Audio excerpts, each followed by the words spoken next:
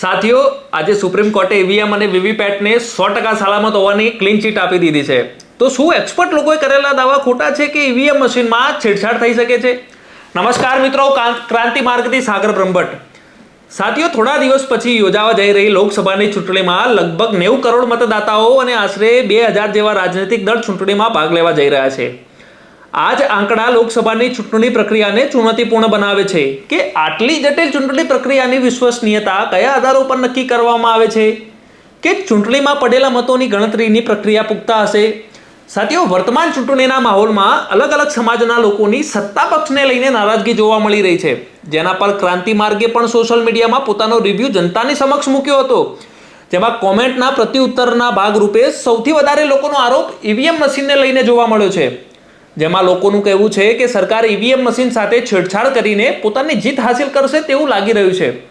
પરંતુ આ બધી જ વાતોમાં કેટલી સત્યતા છે તેને સમજવી એ વર્તમાન સમયની માંગ બની ગઈ છે, જેને આપણે આ વિડીયોમાં સમજવાનો પ્રયાસ કરીશું કે શું ખરેખર ઈવીએમ મશીન ચૂંટણીની નિષ્પક્ષતાને પ્રભાવિત કરી રહી છે?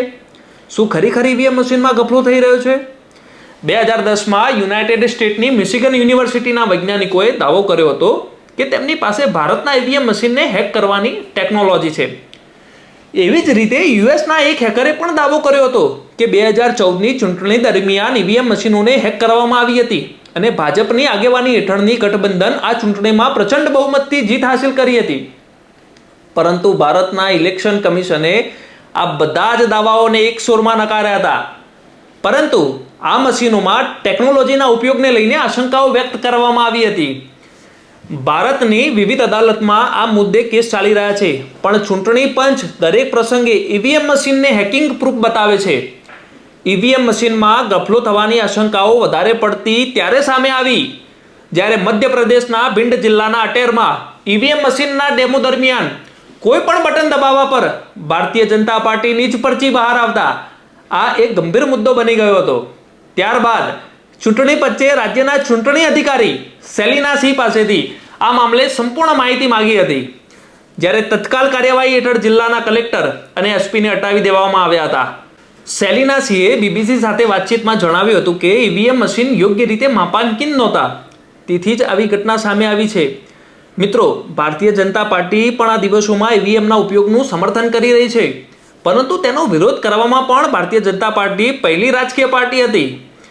2009માં જ્યારે બીજેપીએ ચૂંટણીમાં હારનો સામનો કરવો પડ્યો હતો ત્યારે પાર્ટીના નેતા લાલકૃષ્ણ અડવાણીએ સૌ પ્રથમ ઈવીએમ પર પ્રશ્નો ઉઠાવ્યા હતા. એટલું જ નહીં, આના પછી તો બીજેપીએ ઇન્ટરનેશનલ એક્સપર્ટ, કેટલાય એનજીઓ અને પોતાના થિંક ટેન્કની મદદથી ઈવીએમ મશીન સાથે થઈ રહી છેતરપિંડીને લઈને આખા ભારત દેશમાં અભિયાન ચલાવ્યું હતું. આ અભિયાન હેઠળ ભારતીય જનતા પાર્ટીના પ્રવક્તા JVL નરસિમ્હા રાવ એ એક પુસ્તક લખ્યું હતું, democracy at risk, can we trust on electronic machine. આ પુસ્તકમાં સ્ટેનફોર્ડ યુનિવર્સિટીના વોટિંગ એક્સપર્ટ પ્રોફેસર ડેવિડ ડીલે પણ કહ્યું હતું કે ઈવીએમનો ઉપયોગ સંપૂર્ણપણે સુરક્ષિત નથી, તેમાં છેતરપિંડી થવાની સંભાવનાઓ છુપાયેલી છે.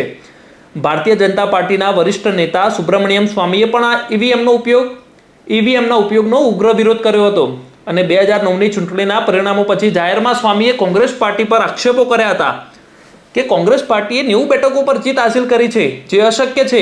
સુબ્રમણ્યમ સ્વામીના મત પ્રમાણે ઈવીએમ દ્વારા વોટનું હોલસેલ ફ્રોડ શક્ય છે. આને જોતા વરિષ્ઠ પત્રકાર દિલીપ મંડલે કહ્યું હતું કે જે લોકોએ સૌથી વધારે વિરોધ કર્યો હતો તે લોકો આજે ચૂપ છે. લોકોએ પોતાની સુવિધા મુજબ ઈવીએમ મશીનનો વિરોધ કર્યો છે અને હવે તેઓ બીજાના વિરોધને ભગાવી રહ્યા છે. જોકે ચૂંટણી પંચ પણ ઈવીએમ મશીનોને આધુનિક બનાવવા માટે સમયાંતરે કામ કરી રહ્યું છે, જેના માટે ચૂંટણી કમિશને ટેન્ડરો પણ રજૂ કર્યા હતા. મિત્રો, ઈવીએમને લઈને આ બધા જ તર્ક વિતર્ક ચાલે આવ્યા છે, પણ જ્યારે દેખાય તો એવું રહ્યું છે કે જ્યારે ચૂંટણી આવે છે ત્યારે ઈવીએમને લઈને આરોપ પ્રત્યારોપ ચાલુ થઈ જાય છે. જે પાર્ટી ચૂંટણીમાં જીત હાંસિલ કરે છે એ ઈવીએમનું સમર્થન કરે છે અને જે હારે છે તે લગાતાર વિરોધ કરે છે. પણ અંતે તો આપણે સમજવું શું કે ખરેખર ઈવીએમમાં ગફલો થાય છે? શું એક્સપર્ટોએ કરેલા દાવા ખોટા છે? મિત્રો, આ બાબતે આપનું શું કહેવું છે? કોમેન્ટ બોક્સમાં જણાવો. જોતા રહો ક્રાંતિ માર્ગ, ઇન્કલાબ જિંદાબાદ.